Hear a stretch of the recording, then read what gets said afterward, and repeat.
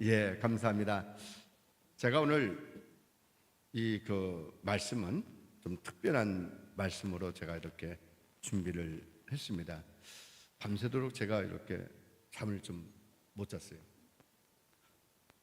밤낮이 좀 바뀌어서 그런지 1시에, 오늘 새벽 1시에 잤는데 또 좀 있으면 깨고 또 깨고 3시, 4시 됐는데 계속 자고 있는데 막 기도 막 계속 기도를 시키더니 도저히 5시쯤 다 됐을 때는 잘 수가 없었어요. 그래가지고 준비했던 설교를 제가 다시 준비를 했어요. 근데 다시 준비하면 찬송가도 다 바꿔요. 파워포인트도 다 바꿔요. 근데 오늘 이 말씀이 굉장하게 중요하기 때문에 그렇습니다. 시대를 한번 보시기를 바랍니다. 오늘 우리가 누가복음 23장 28절, 마태복음 24장 32절로 33절까지 말씀을 함께 봉독했는데, 오늘 이 말씀으로 자녀를 사랑한다면 나팔 소리를 듣게 하라, 이런 제목으로 말씀을 상고하려고 합니다. 정말 자녀들 사랑합니까? 제가 자녀를 둘 만났는데 사랑한다, 그냥 사랑한다. 근데 은연중에 그래요. 아니 좀 궁금해가지고 전화를 먼저 해요. 10번이면 9번 정도는 제가 먼저 전화를 합니다. 그리고 한 번쯤 전화 오는 것은 필요할 때만 와요. 참 자녀를 사랑해요. 이건 저뿐만이 아니라 우리 부모님들의 모든 공통적인 그런 모습이에요. 그래도 매일같이 이렇게 엄마 사랑해, 이렇게 좀 얘기하는 자녀들 많이 없더라고요. 근데 우리 이한이는 노골적으로 해요. 뭐라고 얘기를 하냐면, 엄마 내가 사랑하는 거 알지? 근데 이게 뭐라고 얘기를 하냐면, 내가 그렇게 사랑하면 엄마가 나를 더 사랑할 거야. 어쩌면 이것도 생존 본능 같아요. 우리가 하나님이 우리를 자녀를 사랑한다라고 한다면, 만약에 자녀가 하나님의 말씀을 깨닫지 못해서 하나님의 심판을 받는다, 그런다고 한다면 아마 더 슬프게 될 것 같아요. 이런 가운데 오늘 우리는, 제가 본문의 서론의 제목을 그렇게 잡아봤습니다. 잠든 시대를 깨우는 새벽의 나팔 소리. 정말 우리가 관례를 깨트리는 하나님의 긴급한 부름 같아요. 설교를 미리 이렇게 준비를 합니다. 5월 달에는 어떤 설교를 준비해라. 레파토리가 똑같아요. 5월 첫째 주에 어린이 주일날. 그런데 듣는 대상이 그래도 자녀 양육을 이렇게 해야 된다 라고 하는 것으로 그도 본문을 잡고 그렇게 설교를 준비를 했어요. 매년 우리들은 어린이 주일로 지킵니다. 그리고 화목한 가정이 되고 아이들의 웃음소리를 이야기를 해왔습니다. 그런데 오늘 새벽에 그렇게 기도를 하는 가운데 말씀을 달리 준비를 하게 된 거예요. 마치 그런 것 같아요. 야, 지금 시대가 어느 시대인데 이렇게 평안한 노래를 준비하고 있느냐? 마치 그런 뭔가 꽝 머리를 얻어맞은 것처럼 해서 그때부터 다시 또 막 설교를 준비를 시작을 했어요. 오늘 우리들은 어린이 주일날 서로 덕담을 나누기 위해서 이 자리에 있는 것은 아니라는 사실이에요.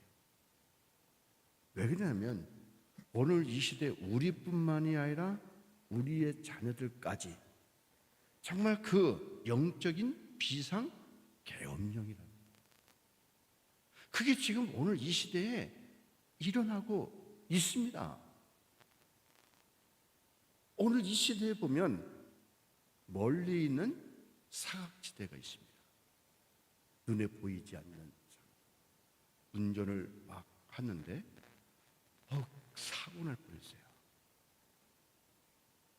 운전하다 보면 백미러에 팍 떠 있으면 백미러가 안 보이는 거예요. 그러다가 좌측으로 우측으로 틀다가 사고 뿅 하면 깜짝 놀라서 흔들을 다시 한번 더. 보이지 않는 사각지대가 있어요. 그런데 더 가까이 있는 사각지대가 있다는 거예요. 필리핀의 선교지에 가보면 천진난만한 아이들이 있습니다.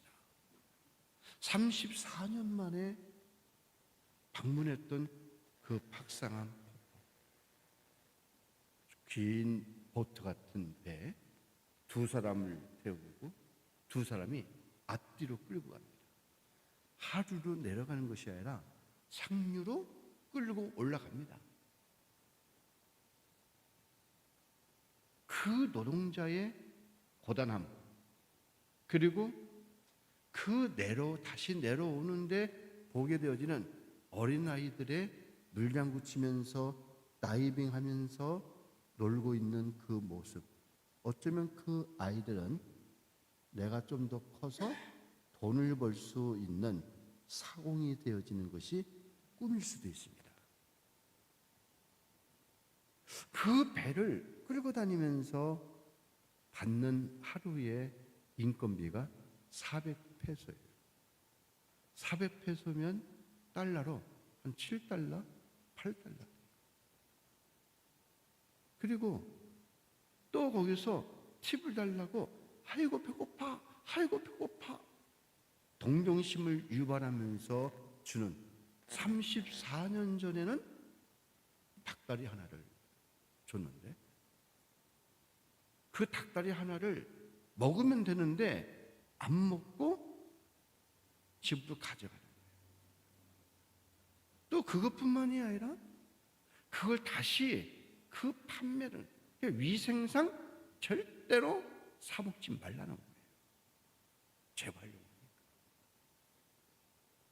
너무 안타까워서 100페소를 줬어요.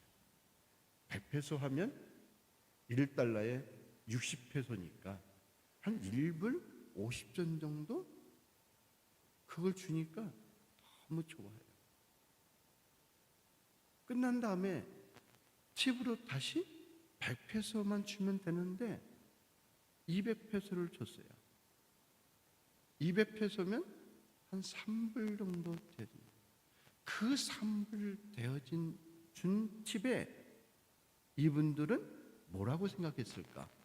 오늘 횡재 만났다. 이런 모습을 우리가 연생해 보면 우리는 관광을 하고는 있을지 모르겠지만 그들은 힘든 삶의 여정 속에 있다라는 거예요. 하루 벌어서 하루 먹고 사는 사람들에게 우리가 주일날 예배를 드리러 가자라고 하는 말은 오히려 사치같이 느껴지고 있습니다. 그런데 그렇게 한 달에 평균 월급이 한국 돈으로 30만 원 정도 되어지는, 달러로 치면 한 200달러 정도 되어지는 것으로 한 달 살아갑니다. 그런데 그것보다도 더 훨씬 연약한 나라들이 부지기수들이 있습니다.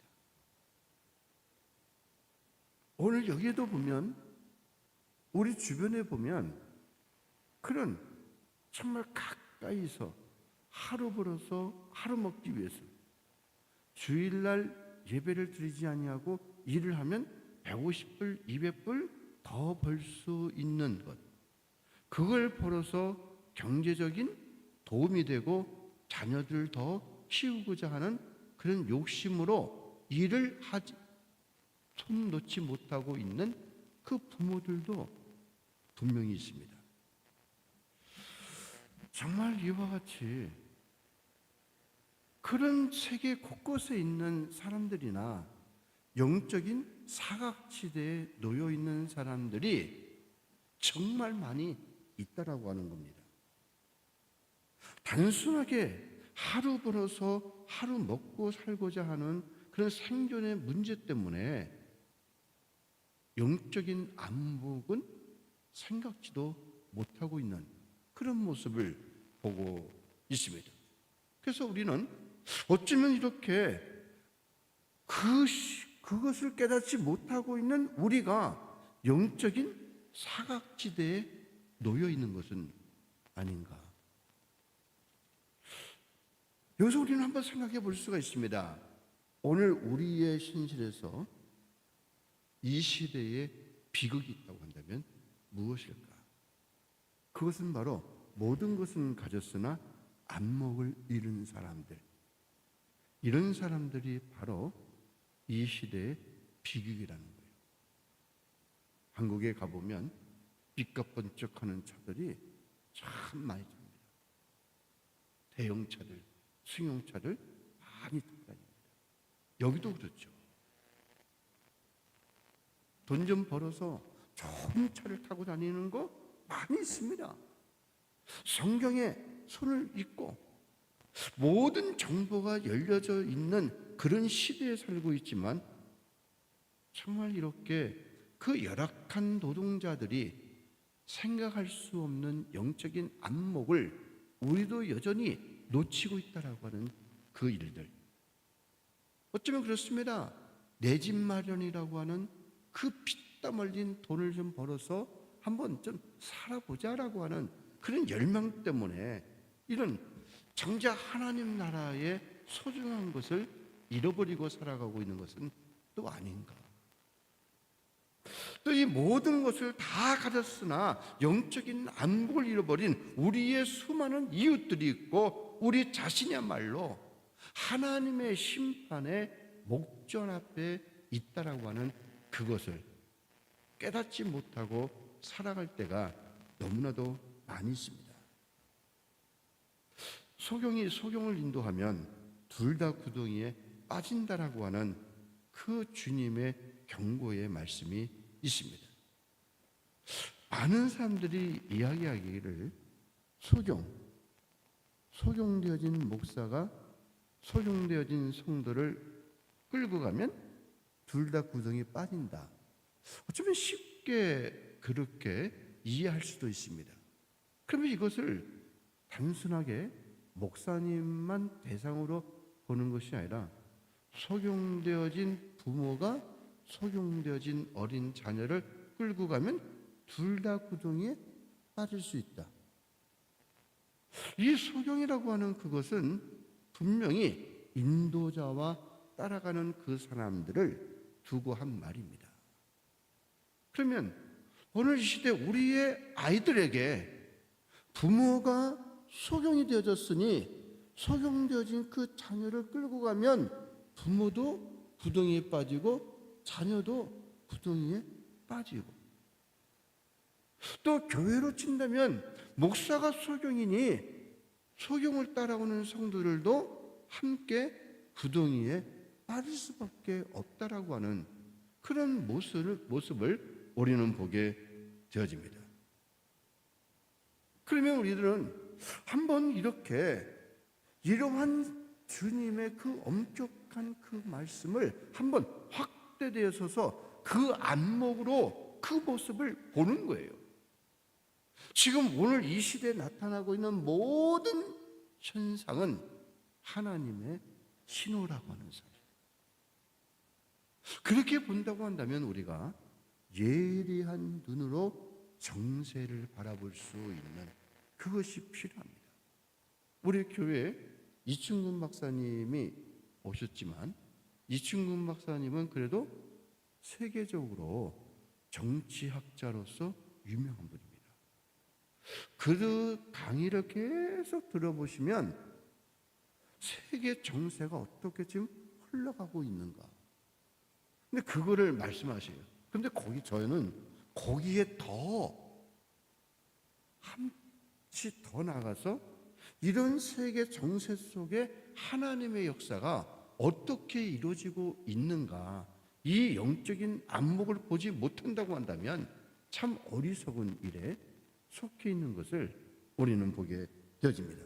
그러면 한번 오늘 우리들은 이 눈을 열어서 지금 세계에 흘러가고 있는 정세를 한번 보시면 가장 큰 이슈가 되어지는 일이 뭐일 것 같아요? 미국과 이스라엘이 지금 이란을 공격했다. 그거는 이제 많이 나와요. 호르무즈 해협을 좀 봉쇄하느니 마느니, 이란이 항복하니 미국은 졌느니, 이런 유튜버들이 많이 나오고 있습니다. 그런데 지금 이 중동 전체가 물이 지금 마르고 있다라고 하는 그거예요. 그래서 우리는 이 시대에 우리는 어떻게 볼 것인가? 마태복음 24장 22절, 31, 33절에 오늘 함께 주신 말씀에 무화과 나무의 비유를 배우라. 단순하게 무화과 나무의 비유가 상징하고 있는 바가 무엇인가? 가지가 연해지고 잎사이가 내어지면 여름이 가까운 줄을 아나니 이와 같이 너희도 이 모든 일을 보거든 인자가 가까이 곧 문 앞에 이른 줄로 알라. 지금 중동에서 일어나고 있는 모든 현상들, 이것은 바로 때가 되어서 가지가 나오고 잎이 나오게 되어지는 그 시기를 아는 첩경인 것을 우리는 보게 되어집니다. 그래서 하나님의 말씀이 마지막 주님의 재림의 때가 이와 같이 우리의 눈앞에서 이루어지고 있음에도 불구하고 그것을 깨닫지 못하고 있다고 한다면 정말 안타까운 일이 될 수밖에 없습니다. 그래서 우리는 이런 영적인 사각지대에 있는 우리의 아이들을 하나님의 말씀으로 인도하지 못한다고 한다면 그들은 심판을 받을 수밖에 없는 것을 우리는 보게 됩니다. 그러면 여기서 우리들은 오늘 우리의 자녀들에게 이제 질문을 하나 하는데 이런 근본적인 전환점이 좀 되기를 원해요. 우리 아이가 이렇게 큰아이가 태어났어요. 좀 있으니까 또 둘째가 태어났어요. 그래서 하나님이 주신 말씀이 큰아이는 내가 가르친 자로 쓰겠고 둘째 아이는 내가 나의 종으로 쓰겠다. 좀 그것뿐만이 아니라 우리 아이는 대학 교수가 됐으면 의사가 됐으면 판사가 됐으면 이런 소망적으로 다 있을 거예요. 근데 그거는 30년 전에 좀 그렇게 소망을 가졌으면 그래도 답은 받았을 것 같아요. 그런데 오늘 이 시대에 그게 필요가 없어요. 왜냐하면 요즘에 의사도 잘리는 시대가 왔어요.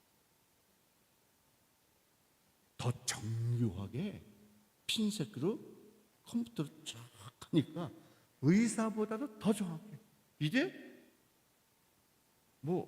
변호사 필요 없어요. 뉴스 봤어요? AI로 가르쳐준 대로 계속 변론을 했더니 승리했다는 그거. 지금 백과사전 지금 보는 사람이 있어요? 안 봐요. 책으로 된 거 지금 AI에 사진을 딱 찍어놓고 이게 도대체 뭐야? 요즘에 제가 우리 아이들한테 좀 덜 미안해요. 왜 그러냐면 영어를 모르고 이게 뭐 하는 거니까 야 지혜야 천명아 이거 뭐 하는 거지? 애들도 아마 참 아빠, 그것도 몰라? 겉으로는 뭘 할지는 모르겠지만 속으로는 그렇게 말을 했을지도 모르지. 그런데 하나씩은 바빠요. 꼭 그렇게 말하니까 30년 전에 제가 한 말하고 똑같아요. 지금 그렇게 물어볼 필요가 없어요. 세탁해 놓으면 하는 방법까지 AI에서 다 가르쳐줘요. 그러니까 지혜야, 너 필요 없어. 우리 자녀들에게 요즘에 그런 시대 아니겠어요? 그러면 정말 이 시대 너 의사대, 판사대, 검사대, 검사 없어졌습니다. 대한민국의 검찰청이 문 닫아요. 없어졌습니다. 검사라는 말은 쓸지는 모르겠지만 시대가 이렇게 지금 바뀌어요. 그러면 나중에 너 성공한 사람이 될래? 어떤 사람이 될래? 옛날에 농담 삼아 그런 말도 했어요. 사자 들어가는 직업이 좋다. 그래서 목사, 이제 그 중에 목사도 있었어요. 이발사도 있었어요. 근데 제가 보기에 판사, 검사, 변호사, 이발사, 목사, 난 그 중에 제일 좋으니까 목사가 제일 좋은 것 같아요. 우리 어린 아이가, 우리 아들이 어렸을 때 4살, 5살 때 그런 거예요. 아빠는 참 좋아. 왜? 아빠는 누가 그만두라고 할 사람이 없잖아. 제가 저보고 목사님 이제 그만하세요. 아직은 그렇게 할 수는 아닌 것 같아요. 지금 변호사도 필요 없는 시대가 점점 가까워지고요. 판사도 하도 정치 논리에 따라 이렇게 바뀌니까 차라리 AI를 도입하자. 그런 말이 나요. 근데 그걸 하나는 알고 둘은 모르는 거예요. 그 AI를 통제하는 사람이 누군데? 누구에 따라 달라지는 거예요. 그러면 오늘 이 시대에 의사 되라, 변호사 되라, 교수 되라, 뭐라 이렇게 할 것이 아니라 AI를 잘 다룰 줄 아는 사람. 이게 더 필요한 거예요. 정말 오늘 이 시대에 이런 사각지대에서 우리가 깨어나지 못한다라고 한다면 결국 그 천진난만한 웃음소리가 비명소리로 바뀔 수 있다는 것. 이것이 오늘 어린이 주일에 맞이해야 될 거예요. 제가 자문서 말씀을 가지고 어린아이를 이렇게 양육하라 저렇게 양육하라 그런 내용으로 설교를 준비했다가 기도 가운데 쫙 이거 아니다. 그래서 오늘 다시 말씀을 준비한 거예요. 왜?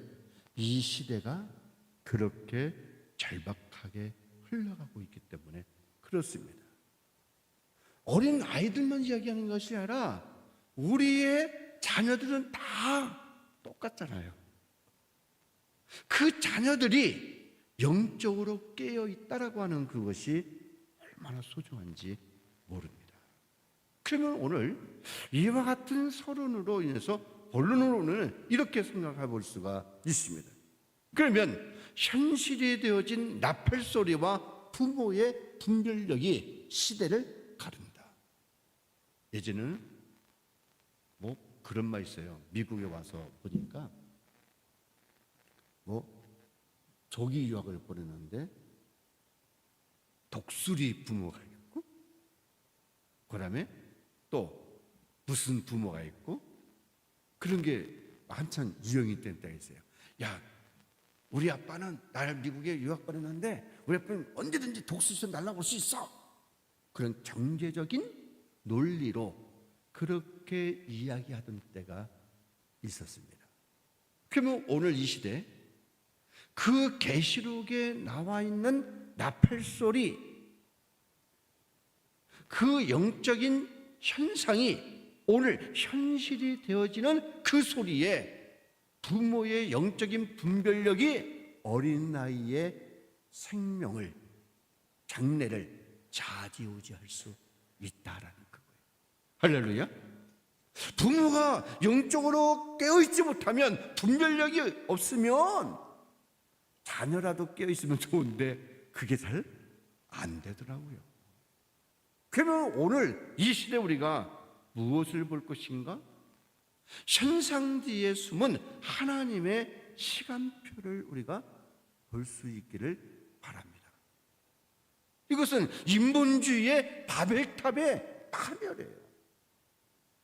하나님은 지금 하나님의 시간표가 째각째각 해서 그 자연의 섭리를 통해서 이루어가고 있는데, 땅 아래에 있는 사람들은 오늘의 경제적인 문제로, 오늘의 성공의 문제로 논하고 있다라고 하는 그거.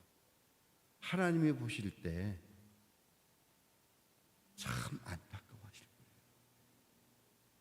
오늘 우리가 하나님이 행하시고 있는 그 영적인 시간표를 보고 깨닫고 오늘 아버지 앞에 무릎을 꿇는다고 한다면, 그 모습을 보면서 우리 하나님이 제일 기뻐하실 거예요.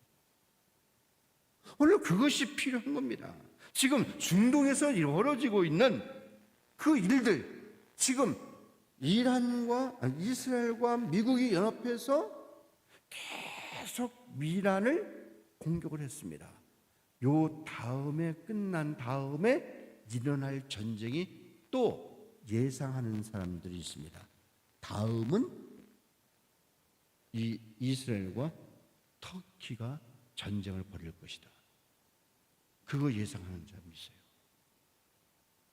그런데 이 이스라엘과 터키가 영토 전쟁 때문에, 또는 분쟁이나 아니면 정치적인 갈등이 있는 것은 아니에요. 그것은 바로 인류가 하나님이 없이 스스로 힘으로 쌓아 올렸던 일들이 결국에는 그것이 심판이 되고 있다는 그거예요. 중동의 문제가 석유 문제가 아니에요. 지금 터키에서 그 수자원에서 발행되어지고 있는 수자원 때문에 물이 너무너무 귀하니까 터키에서 댐을 몇 개나 졌는지 아세요? 22개를 졌어요. 나고 또 짓고 하다 보니까 그 물이 이라크와 이란까지 흘러가야 되어질, 그 레바논 계속 흘러가야 되어지는 그 물이 지금 3분의 1이 말랐어요. 이것을 가리켜서 튀르키예는 이 유프라테스 강 상류에 22개의 거대한 댐을 주어서 완전히 물을 장악하고 있습니다. 그래서 튀르키예가 그 말을 선포했어요. 석유가 아랍에서 나온다고 한다면 우리는 물을 가지고 있다. 그래서 그 물을 통제하기 시작했어요. 지금 중동에서는 석유보다도 더 비싼 게 물입니다. 바로 이와 같이 이런 창조주의 하나님의 그 통치권을 조종하고 결국은 이웃나라의 생사 여탈권까지도 이 튀르키예가, 터키가 잡고 있다 보니까, 이걸 가리켜서 지금 이란이 터키를 공격하겠습니까? 이라크가 터키를 공격했으면 그 이웃에 있는 이스라엘이 터키를 공격하게 될 수 있어요. 전쟁이 일어날 수 있는 거예요. 왜 이 댐을 막아서 전체에 흘러야 되어지는 그 물을 독점한다는 것은 되지 않는다는 거예요. 하나님이 그 일을 계획하시는데 이스라엘을 쓰든지, 제가 보기에는 이스라엘이 그걸 알아서, 하나님의 마음을 알아서 그렇게 했다고 보십니까? 아니에요. 하나님이 이스라엘 통해서 그렇게 역사하시는 거예요. 지금 그 결과가 무엇일까? 지금 계시록 16장 12절에 보면 또 여섯째 천사가 그 대접을 큰 강 유브라데에 쏟음에 강물이 말라서 동방에서 오는 왕들의 길이 예비되었더라. 여기서 강물이 말랐다라고 하면서 바로 이어 나오는 말씀이 동방에서 오는 왕들의 길이 예비되었더라. 이 말이 뭡니까? 주님이 오실 그날이 점점 예비되어지고 있더라. 그 말을 우리는 보게 되어집니다. 지금 이렇게 강이 마르자 이런 수천 년에 비옥했던 이 문명의 발상지가 지금 다 황폐하게 되어지고 맙니다. 지금 이란은요, 하도 지하수를 많이 퍼올려가지고 지하수가 고갈됐다라는 거예요.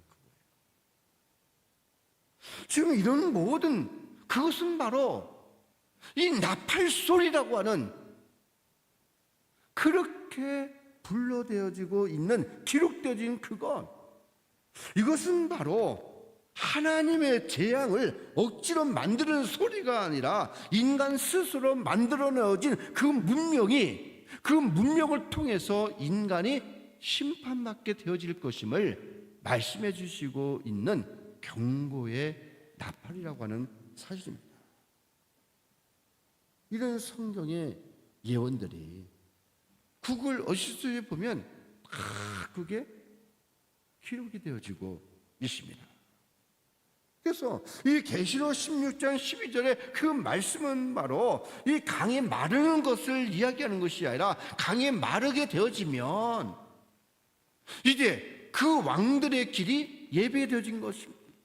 지금 여름이 되어지면 가지가 나게 되어지고 잎사귀가 나오게 되어지고 그때가 되어지면 시기를 분별하라고 하는 그 말씀이 여기에서 우리에게 알 수 있다라고 하는 사실입니다. 앞으로 적그리스도의 세계가 군대와 그다음에 파괴하는 세력들이 지금 전쟁을 일으킬 수 있는 거예요. 그 적그리스도의 나라가 어딜까? 러시아가 될 수도 있고 중공이 되어질 수도 있고 여러 가지 할 수 있겠죠. 아직은 그림자 같아요. 아직은 모릅니다. 그러나 그것도 역시 때가 되어지면 그 적그리스도에 연합되어지는 그 왕들은 바로 이 나라였구나. 얼마 후에 가게 되어지면 그게 가시적으로 눈으로 보이게 될 줄로 알게 될 줄로 압니다. 그래서 이와 같은 부모의 영적인 통찰력이 자녀의 미래를 결정할 수 있다라고 하는 사실이 틀린 말이 아니라는 거예요. 사람은 경제적인 발전으로 인해서 댐을 만들었다. 우리의 생존권이야. 터키가 그렇게 말할 수가 있죠. 그러나 그 모든 것은 우연인 것 같지만 그것으로 인해서 이 유프라데스 강이 말라지게 되어지고 이것 때문에 그 물의 싸움 때문에 전쟁이 일어날 수 있는 그 모든 여건들은 사람이 만든, 욕심이 만든 것을 우리는 보게 되어집니다. 그러면 두 번째로 보면 이제 이 소경을 인도하는 그런 비극적인 사건이 오늘 이 시대에 일어날 수 있다는 거예요. 정말 이렇게 그 화려한 직업이라고 하는 그 사지에 몰려있는 변호사가 되고 판사가 되고 대통령이 되고 국회의원이 되고 그게 중요한 게 아니라는 거예요. 그것은 그냥 내가 하고 있는 일 중에 하나이지 더 큰 것은 바로 우리의 자녀들, 나를 포함한 우리의 자녀들이 영적인 분별력을 가질 수 있는 그것이 더 소중한 것임을 알 수가 있습니다. 어떤 유망한 직업을 가질 수 있을까? 그거는 옛날이나 그랬어요. 그런데 오늘 이 시대는 아니라는 거예요. 정말 시대의 나팔 소리를 듣지 못하고 있는 부모가 권장하고 있는 그런 화려한 직업들, 그게 무슨 유익이 있을까? 우리 딸이 운영하고 있는 그 학원에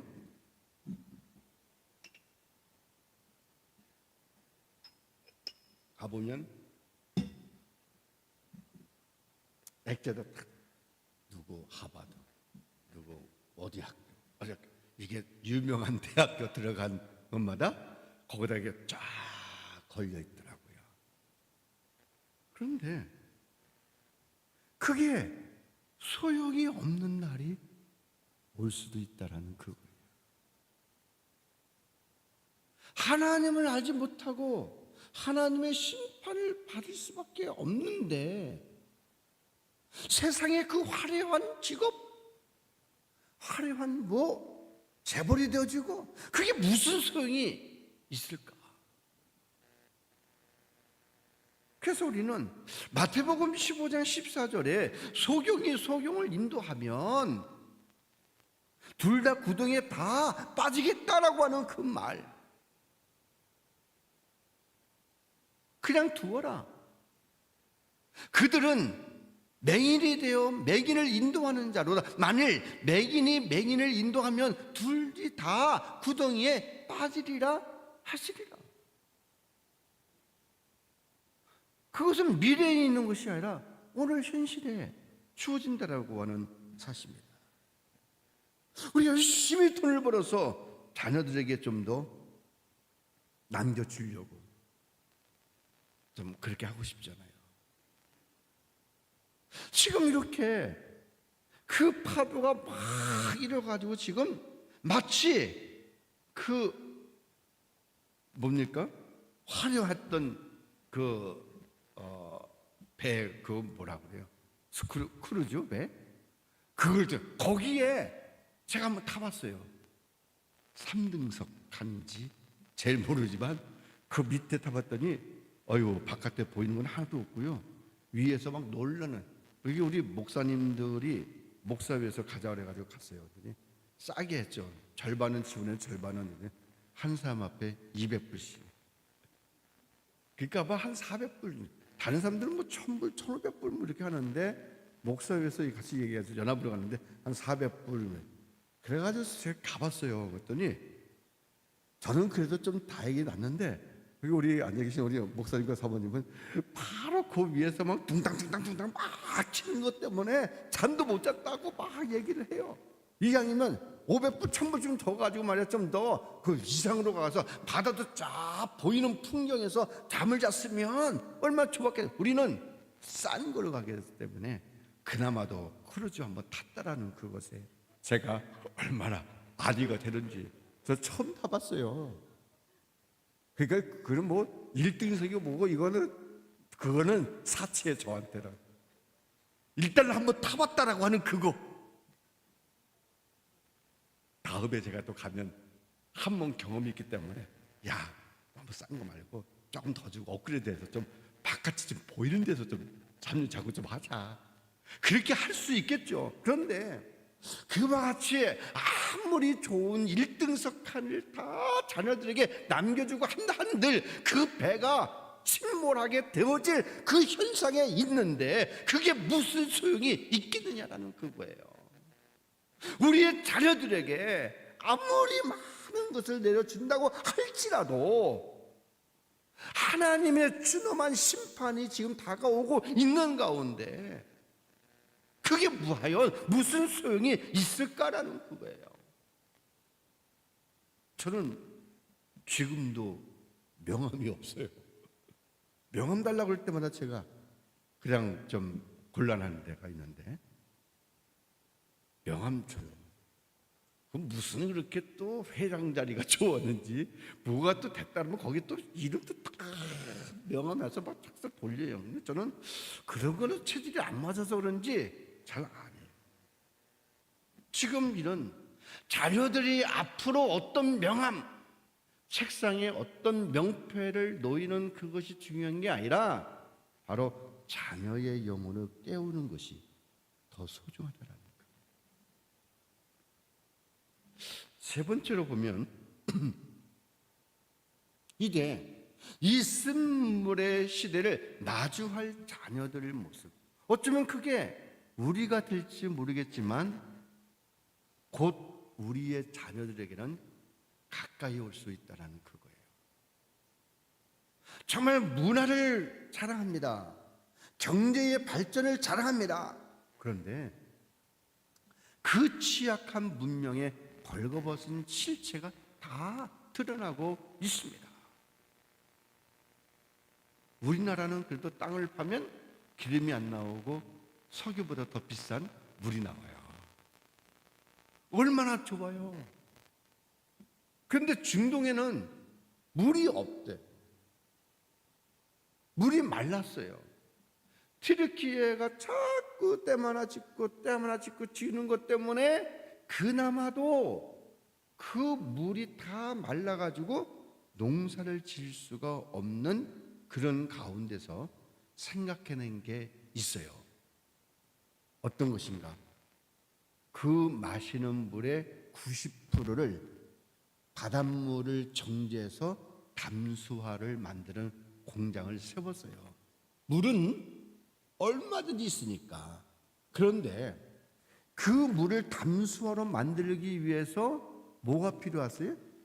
전기가 필요하잖아요. 그 전기를 화석 연료 갖고는 택도 없다라는 그거예요.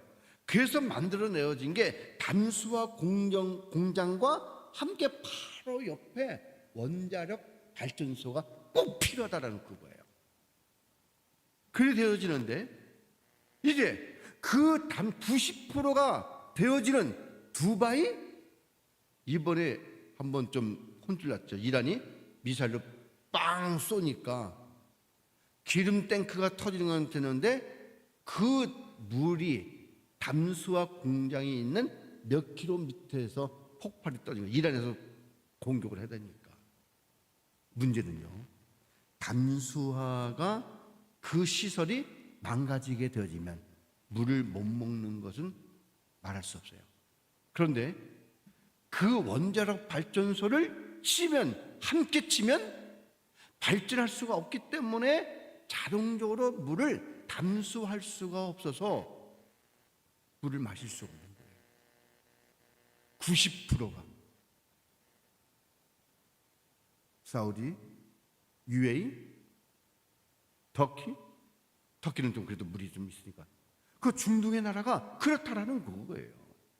그러면 그 물을 쓰던 물을 틀게 되어지면 오염되어진 원자력 그게 방사선이 물이 그대로 나오는 그 중동에 있는 호르무즈 해협뿐만 아니라 그 일대가 다 방사능으로 오염되어지면 바닷물의 3분의 1이 수돗물이 되어진 죄다. 현실로 나오는 거 아니에요? 계시록 8장 10절에 셋째 천사가 나팔을 부르니 햇불같이 타는 큰 별이 하늘에서 떨어져 강들의 3분의 1과 여러 물샘에 떨어지니, 여기서 말하고는 물샘이 과연 무엇일까? 지하수일까요? 아니에요. 담수화 공장 그거. 지금 이 계시록이 기록되었을 당시가 지금부터 언제예요? 2000년 전이에요. 여기서 큰 별이 하늘에서 떨어졌다라고요. 이 사도 요한이 2000년 전에 원자력이라고 하는 담수화 시설이라고 하는 공장 자체를 모르고 원자력이라고 하는 자체를, 미사일이라고 하는 자체를 이해하기도 전에 그가 표현할 수 있는 언어가 무엇이었을까? 미사일이 올라가가지고 쫙 불꽃 같은, 그 불꽃 같은 거를 타오는데 마치 현상은 보이는데 저거 미사일이야 라고 표현할 수 없는 그 당시, 이가 표현할 수 있는 방법은 별이 떨어지고 있다라고 하는 그것을. 지금 이렇게 그 현상들이 오늘 이 시대에 일어날 수 있는 경각심에 오늘 있다라고 하는 그거예요. 정말 이런 일들이 지금 일어나고 있습니다.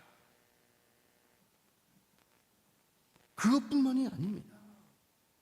이런 성경에 기록되어 있는 이런 일들이 신비로운 현상이 아닙니다. 전쟁 한 번에, 한순간에 우리의 물줄기를 막아 그러면서 서로 쏴대어지는 미사일 때문에 담수화 공정이 원자력 발전소가 망가지게 되어지면 그것으로 인해서 그 현상이 드러나고 있는 것을 본다면 무화과 잎이 나면 여름이 되는 줄도 너희는 깨달으라. 이 시기를 바라보는 거예요. 이것이 현실로 되어진 나팔 소리의 경고예요. 나팔이라고 하는 그것은 뭐예요? 지금 큰 신호입니다. 시기를 두고 한 말이에요. 때가 되어지면 때가 됐다라고 하는 나팔을 부는 거예요. 주님이 오실 때가 되었다라고 한다면 그 소리를 알리는 것임을 우리는 볼 수가 있습니다. 그 우리들은 이런 세상의 그런 안락함 때문에 영적인 마취제에 취해가지고 경각심을 지금 잃어버리고 있는 것은 아닌가. 동남아의 그런 노동자들의 하루 벌어 하루 먹고 살아가는 사람들, 그런 사람들 우리가 관심 가져야 되죠. 그런데 그들보다도 더 풍요로움 속에 있으면서도 영적으로 무감각하게 되어지는 너의 자녀들 위해서 울라 말씀하고 있는 것을 우리는 봅니다. 분명히 여기서 이렇게 볼 수가 있습니다. 이 시대에 우리가 자녀를 위해서 울어야 되어질 그 이유가 무엇일까? 이것은 바로 유일한 해독제가 될 수 있다는 그거예요. 바로 십자가의 복음이 우리의 자녀를 살릴 수 있는 해독제가 될 수 있다라고 하는 그 사실입니다. 예수님은요, 골고다 언덕길로 올라가셨어요. 그러면서 그 예수님의 십자가를 지고 올라가시는 모습을 보면서 그 예루살렘에는 수많은 여인들이 막 통곡하면서 우는 거예요. 어떤 의미로 우는지는 모르겠어요. 동정심이 유발해서 울었는지, 아니면 자기들의 왕이 되어질 것을 되지 못해서 서러워서 울었는지. 그러나 예수님의 십자가의 사건을 그걸 지기 위해서 올라가고 있는 그 모습을 보면서 그 여인들이 슬피 울 때에 예수님이 하신 말씀, 예수께서 돌이켜 그들을 향하여 이르시되 예루살렘의 딸들아, 나를 위하여 울지 말고 너희와 너의 자녀를 위하여 울라. 바로 그 예수님의 말씀은 그 현상이 본 것이 아니라 이미 앞으로 40년 후에, AD 70년 후에 예루살렘이 멸망할 그것을 보고서 말씀하셨든지 이해가 되는가요? 그 예수님이 앞으로 시대를 뛰어넘어서 이스라엘과 터키의 전쟁으로 인해서 앞으로 되어질 수많은 영혼들을 위해서 했든지, 오늘 이 시대에 우리는 우리의 자녀를 위해서 울어야 된다. 어린이 주일에 정말 우리가 들어야 되어질 말씀이 바로 이 말씀들이 아니는가. 5월 첫째 주에 어떤 말씀을 전할까라고 설교 구상을 하면서 준비했다가 어제 밤 11시쯤에 제가 제 설교를 원고를 좀 받는 분들이 있어요. 그분들에게 원고를 다 보냈어요. 그런데 오늘 새벽에 다시 그 말씀들을 준비한 거예요. 하나님이 깨워서 그 말씀들을 분별하게 만들고 이 시대의 어린이 주일날 꼭 필요한 말씀이 바로 이것이라고 하는 그 절박. 그게 다시 준비한 거예요. 여러분, 오늘 우리들은 이 부모가 먼저 무릎을 꿇어야 됩니다.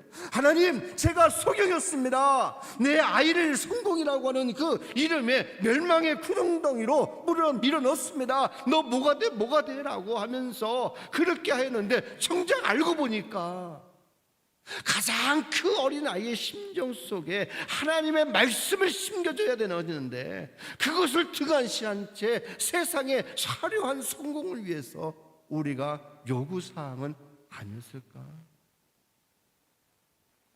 세상의 모든 시스템이 멈추고 문명이 쓴물로 바뀌게 되어질 때 우리의 영혼들, 우리 자녀들의 그 영혼의 그 쓴물을 해독해 줄 수 있는 유일한 것은 바로 하나님의 말씀이라고 하는 거예요.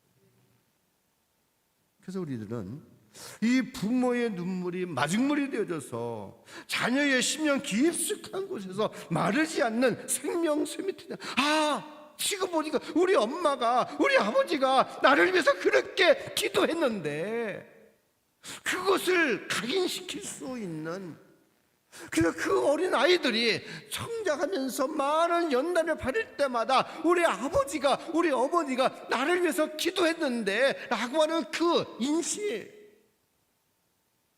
그것이 오늘 이 시대에 필요하다는 그거예요. 마지막으로 결론을 맺습니다. 약속의 땅을 유산으로 남길 수 있는 소명자 부모가 되었지만, 그래서 우리들은 어떤 것이 필요할까?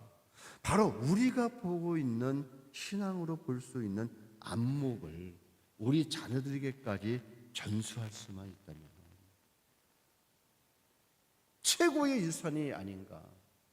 돈 좀 많이 벌어서 이 사업장을, 이것을 우리 자녀들에게 넘겨주려고 하는 그것보다는 더 큰 유산이 있다고 한다면 세계를 바라볼 수 있는 영적인 안목, 이것이 더 필요한 것임을 알 수가 있습니다.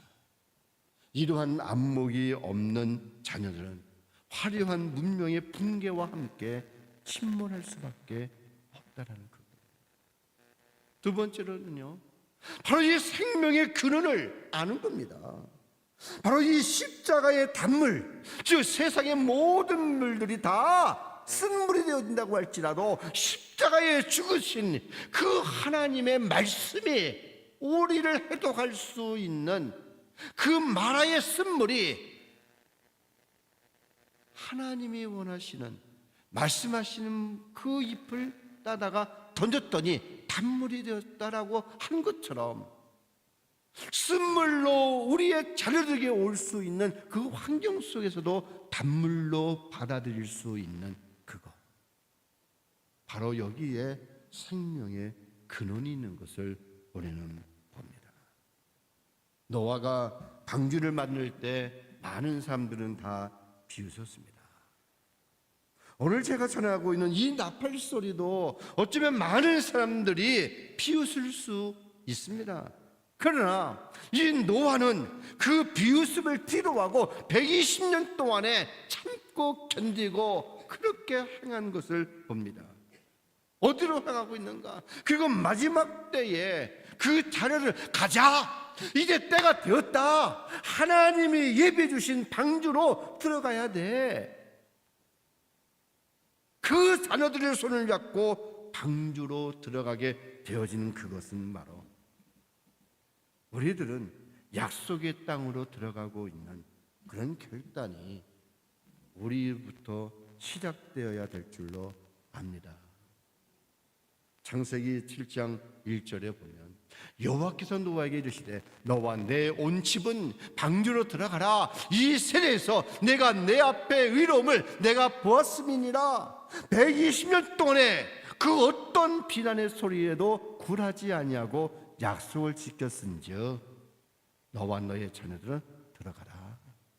그 말씀 오늘 이 시대에 흘러지고 있는, 그래서 이 교회에서 이런 생명수 하나님의 말씀이 흘러 넘쳐야 되어질 줄로 압니다. 떠오르습니다. 마지막 결단이 우리 안에 있어야 되어질 줄로 압니다. 영적인 용사로 우리의 자녀들을 그렇게 키워야 되어질 줄로 압니다. 요즘에 안타까운 것은 한국에서요, 우리 교회도 마찬가지지만 주일학교가 없어졌어요. 없습니다. 적다고 낙심할 것이 아니라 바로 숫자보다 더 중요한 것은 바로 누가 깨어 있느냐, 그것이 더 중요한 것임을 알 수가 있습니다. 바로 이 노아는 세상의 비웃음을 이긴 믿음의 안목이 있었다라는 사실입니다. 히브리서 11장 7절에 말씀하고 있습니다. 믿음으로 노아는 아직 보이지 않는 일에 경고하심을 받아 경외함으로 방주를 준비하여 그 집을 구원했으니 이로 말미암아 세상을 정죄하고 믿음을 따르는 자의 상속자가 되었느니라.